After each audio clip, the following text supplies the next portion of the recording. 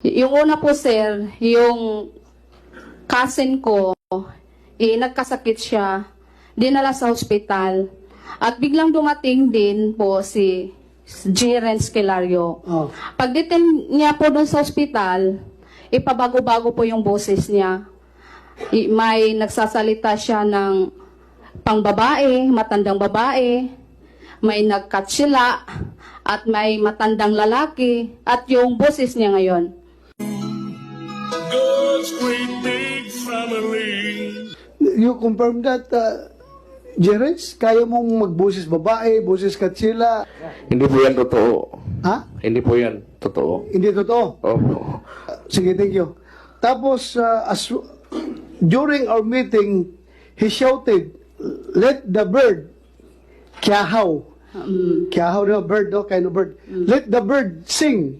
And unexpectedly, a bird sang. Yes po, sir. Totoo yan. Kumanta Opo. yung, paano? May boses po ng ibon na biglang tumunog. Huh? There was a time that galing sa kanya o galing sa ibon. May ibon talaga dumating na kumakanta? Sabi niya, tingog langgam kiyahaw. At may tumunog na naman din na ibon. Okay. Yeah. There was a time that it was raining hard and Senor Aguila shouted, "Let the rain stop." And indeed, the heavy rain stopped.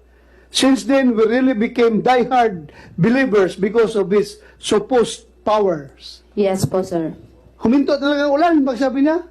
Baka accidentally lang po din po, sir, yung...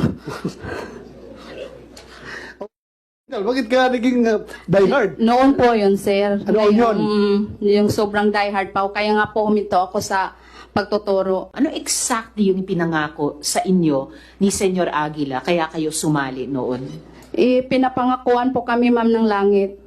Pag makasunod po kami sa kanya, lahat po kami ay mapupunta sa langit. At yung hindi sumunod doon sa kapihan, ay pupunta kami sa impyerno.